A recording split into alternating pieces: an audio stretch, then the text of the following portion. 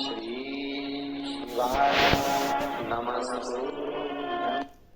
श्री शिवाय नमस्तु। 33 करोड़ देवी देवता में सबसे सुंदर जोड़ी थी शंकर और पार्वती की। सही है कि गलत है? कभी नहीं झगड़ते थे। इसलिए पृथ्वी पर ना तो लक्ष्मी जी के व्रत हैं, न ब्रह्माणी के व्रत है, न इंद्राणी के व्रत है। अगर पूरी पृथ्वी पर सबसे ज्यादा व्रत किसके हैं? माता पार्वती। तीज का व्रत किसका?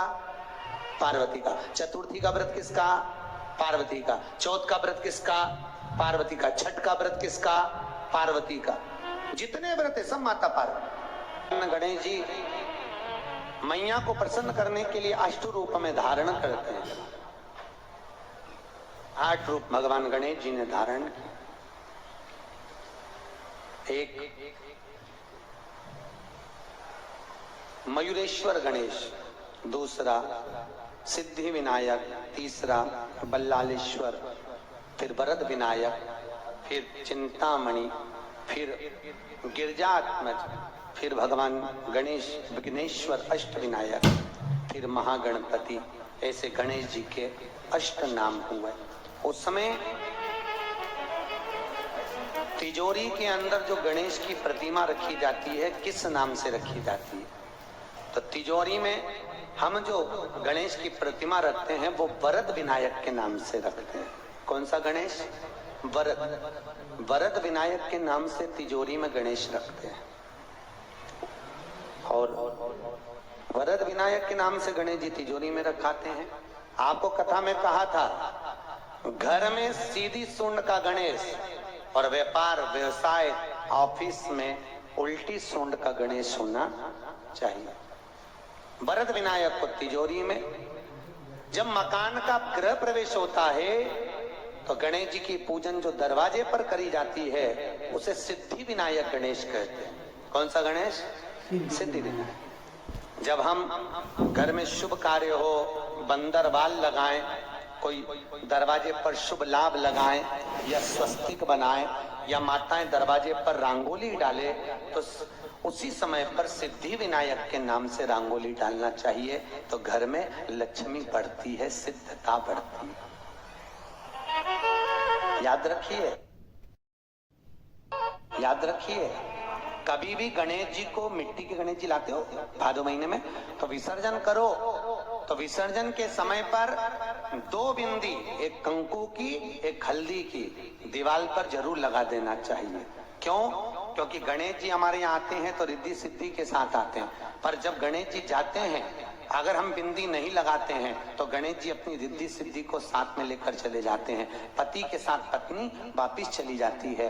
जब हम बिंदी लगाते हैं तो उसका मतलब होता है कि हमारे घर की बहू हमारे घर में रहे, बेटा भले भ्रमण के लिए जाए।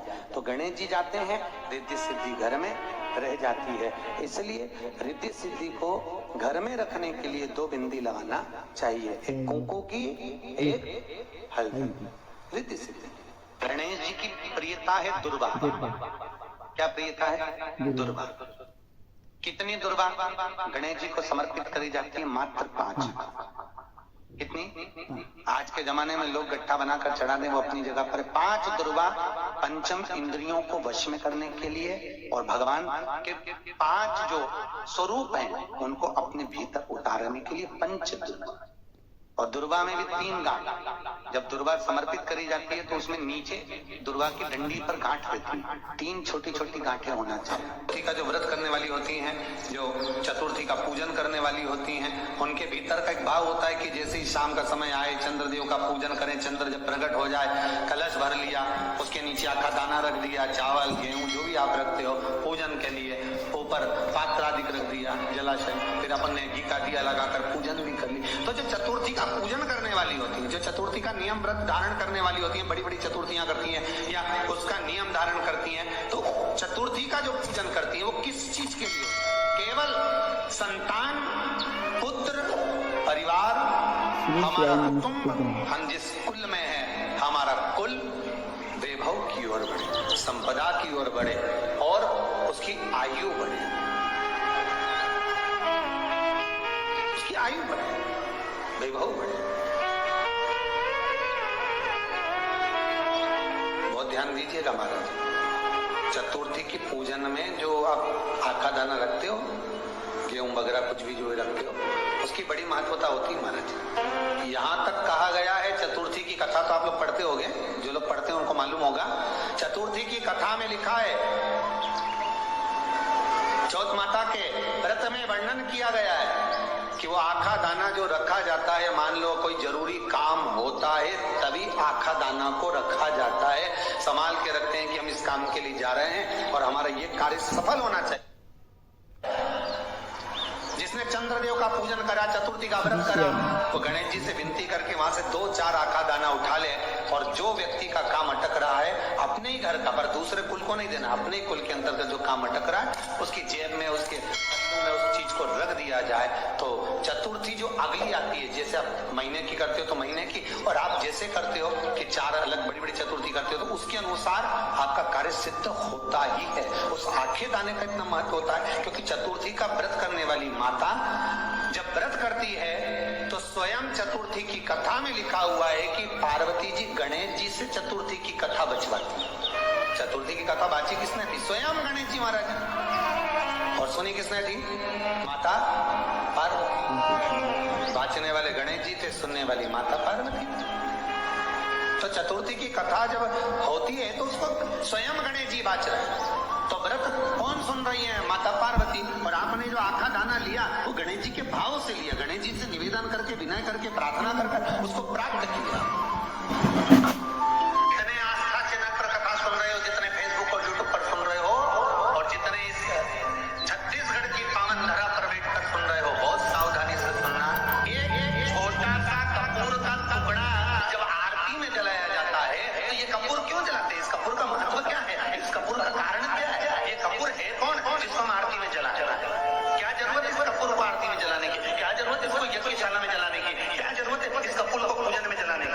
स्वयं गुरु बाबा कहते हैं, यदि कोई आरती में, पूजन में, घर में एक कपूर का टुकड़ा आरती के बाद में जब समर्पित करेगा तो उसको अश्वमेध यज्ञ का पुण्य प्राप्त हो जाएगा। अश्वमेध यज्ञ के पुण्य को पाने के लिए कपूर का टुकड़ा आज भी आरती में जलाया जाता है। एक कपूर का टुकड़ा सुख का, इसीलिए हमारे यहाँ शास्त्र कहता है महाराज, जब आपको घर में अगर ऐसा लगने लगे 15 दिन से बहुत बेचैनी है, बहुत दुख तकलीफ लग रही है, कोई ना कोई बीमार पड़ रहा है, कुछ ना कुछ तकलीफें लग रही है, तो एक पीपल का पत्ता ले लो, उसके ऊपर कपूर का टुकड़ा ले लो, सारे घर में घुमाकर उसको दरवाजे के बीच मध्य में जला कर रख दीजिए। थोड़ी सी जैसे 20 से 25 मिनट के अंदर मकान में एनर्जी वापस आ जाएगी, उस भवन में एनर्जी वापस प्राप्त हो जाएगी। 20 से 25 मिनट के अंदर एनर्जी वापस लग रहा है कि यहाँ नेगेटिव है तो उसको पॉजिटिव बनाया जा सकता है। रात को 12 बजे शंकर जी के मंदिर में शिवलिंग पर चढ़ी हुई बेलपत्री को उठाकर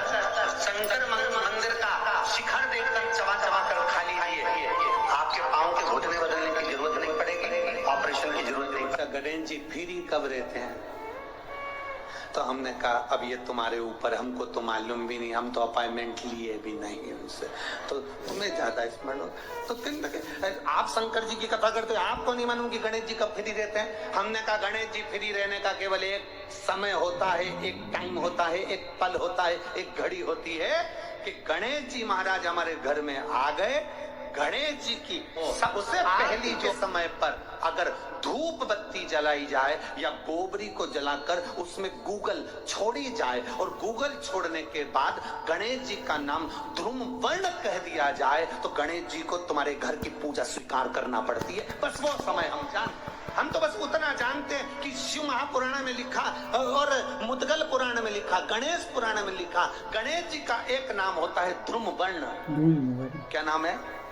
श्री शिवाय नमस्तुभ्यम। हर हर महादेव। पूज्य प्रदीप मिश्रा जी ने कथा में बहुत अच्छी बातें बताई हैं और पूज्य प्रदीप मिश्रा जी ने गणेश जी के बारे में भी बताया है कि किस तरह का गणेश हमें अपने घर में रखना चाहिए और किस तरह का गणेश हमें अपने ऑफिस में रखना चाहिए। अगर आपको पूज्य प्रदीप मिश्रा जी के उपाय अच्छे लगते हैं और आप करना चाहते हैं तो प्लीज़ मेरे चैनल को लाइक कमेंट शेयर ज़रूर करें और कमेंट बॉक्स में हर हर महादेव अवश्य लिखें। लेकिन उससे पहले मेरे चैनल को फॉलो ज़रूर कर लीजिएगा ताकि अगली वीडियो की नोटिफिकेशन आप तक आ सके। पूज्य प्रदीप मिश्रा जी के नए नए उपाय आपको मेरे चैनल पर देखने और सुनने को मिलेंगे, इसलिए प्लीज़ मेरे चैनल को फॉलो कीजिए। श्री शिवाय नमस्तुभ्यम। हर हर महादेव।